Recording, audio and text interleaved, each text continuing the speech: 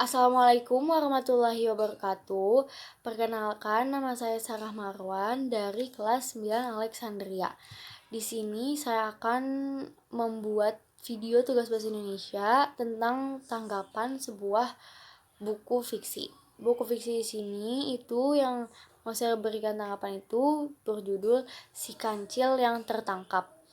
Nah, Si Kancil yang Tertangkap ini ditulis oleh Dr. Rose M. Nah, buku Si Kancil yang Tertangkap ini ditulis oleh Dr. Rosmini APMPSI atau juga biasa dipanggil Bunda Romi. Nah, buku ini diterbitkan oleh Indocamp dan tahun terbitnya itu tahun 2018. Sebelum aku mau kasih tanggapan tentang buku fiksi ini, aku mau kasih tahu dulu sinopsis dari buku Si Kancil yang Tertangkap ini. Jadi pada suatu hari si Kancil sedang jalan di ladang yang penuh dengan sayur. Karena melihat banyak timun, ia pun melahap timun yang ada di ladang tersebut sampai ia kekenyangan. Nah, pada keesokan harinya, Pak Tani datang ke ladangnya. Ia melihat timun-timunnya itu timun-timunnya itu berantakan, sudah dimakan, sudah banyak yang habis, ladangnya pun pada hancur dan rusak. Lalu, karena ia ingin mengetahui siapa yang telah merusak ladangnya, ia dan anjingnya membuat jebakan. Berupa perangkap gitu. Jadi perangkapnya dia taruh di atas pohon. Kalau misalkan ada seseorang atau kalau ada seseorang yang nginjak itu, si perangkapnya itu akan jatuh dari atas pohon dan bisa nangkap si orangnya itu. Nah, karena Pak Tani juga ingin mengetahui siapa yang itu, dan Pak Tani dan anjingnya pun segera membuat perangkat itu. Pas udah dibuat, keesokan harinya itu si Kancil kembali lagi ke ladang Pak Tani dan ia tertangkap oleh jebakan yang sudah dibuat oleh Pak Tani, yaitu jebakan yang perangkap itu yang dari atas pohon. Akhirnya dia kekurung di dalam perangkap itu. Lalu anjingnya Pak Tani datang. Abis anjing Pak Tani datang, kata si anjing, akhirnya aku mengetahui siapa yang sudah merusak ladang majikanku ini. Uh, udah udah ketahuan itu si Kancil yang udah ngerusak ladangnya. Abis itu si Kancil bilang kepada anjingnya Pak Tani itu, anjing, kemarilah, perkenalkan, aku Kancil, aku binatang peliharaan Pak Tani. Tahukah kau, besok aku akan diajak Pak Tani menghadiri pesta. Si anjing pun terkejut mendengarnya, karena si anjing ini tuh adalah peliharaan Pak Tani yang paling lama. Lalu si anjing gak percaya oleh perkataan si Kancil. Lalu si anjing berkata, aku tidak percaya.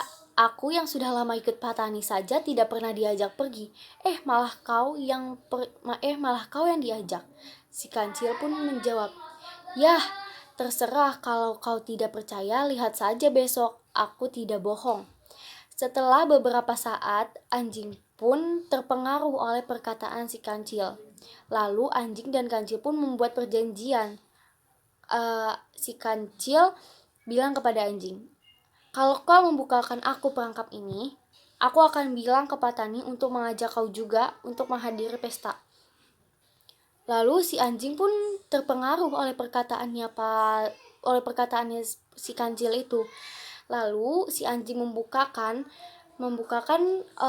pagar perangkap itu, dan setelah itu dijebak oleh si Kancil. Jadi si anjinglah yang dimasukin oleh Kancil ke dalam perangkap. Lalu perangkapnya si Kancil kunci.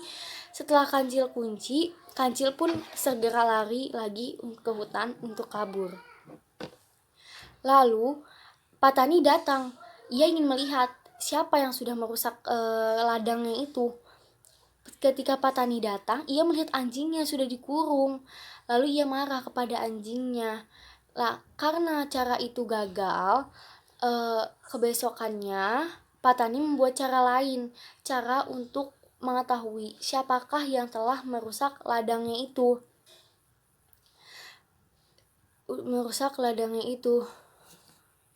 Nah, karena cara yang pertama udah gagal, Patani membuat cara yang kedua, yaitu dia membuat boneka seperti manusia, seperti menyerupai Patani, dan di boneka itu ditempeli oleh getah. Nah, getah nangka yang lengket. Lalu, setelah ia selesai membuat jebakan, Patani pun pulang ke rumahnya. Keesokan harinya, si Kancil balik lagi ke ladang Patani untuk lagi-lagi untuk memakan timun yang ada di ladang Patani. Karena ia pikir ia telah melihat Patani, padahal itu sebenarnya bukan Patani, itu adalah jebakan yang dibuat oleh Patani. Lalu ia berkata, aku makan timun di sini aja. Patani pun menghadap ke sana, jadi dia tidak akan melihat aku. Setelah dia makan, dia pergi, lalu semakin dekat, dan posisinya itu ada di belakang boneka yang udah dibikin jebakannya sama Patani. Setelah semakin dekat, akhirnya tubuh Kancil pun menempel pada boneka tersebut. Ia bingung harus melepaskannya gimana. Ia coba lepaskan dengan kakinya, tapi ternyata kakinya ikut nempel ke boneka tersebut. Ia menggerakkan badannya, akhirnya semua badannya pun nempel ke boneka tersebut.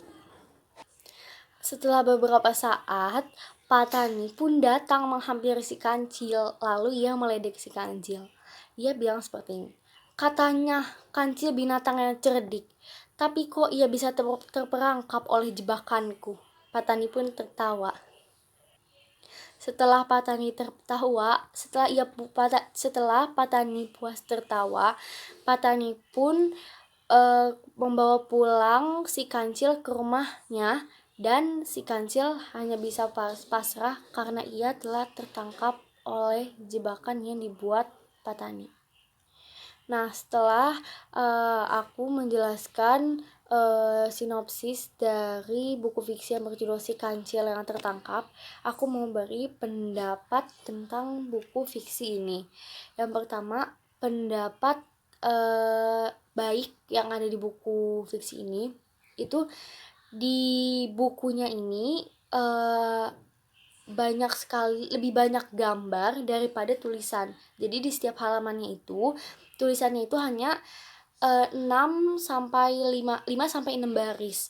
Nah, karena buku fiksi yang seperti ini itu lebih sering dibaca oleh anak-anak, menurut aku emang yang benar tuh kayak gini, lebih banyak gambar daripada tulisan. Karena kalau misalkan gak ada gambar ataupun sedikit gambarnya, lebih baik tulisan, anak-anak tuh gak mau membacanya, akan bosen kalau gambarnya itu cuma sedikit.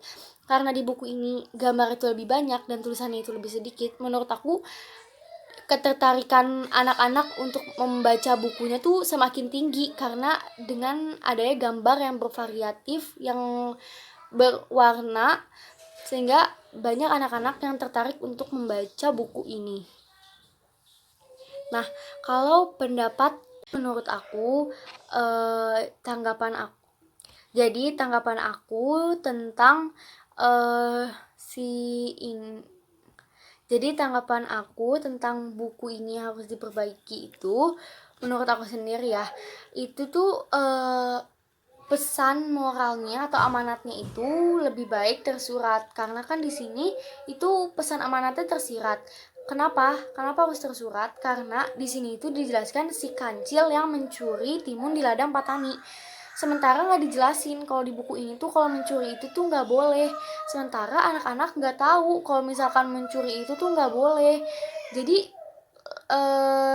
lebih baik di akhir ceritanya itu dijelaskan bahwa kalau kita mencuri itu nggak baik, kalau kita mencuri itu nggak boleh, kalau kita mencuri kita bisa tertangkap dan kita harus bertanggung jawab atas apa yang udah kita curi itu, gitu loh. Jadi menurut aku itu sih yang harus diperbaikin dikit-dikit gitu. Itu sekian video 13 bahasa Indonesia dari saya, kurang lebihnya mohon maaf. Wassalamualaikum warahmatullahi wabarakatuh.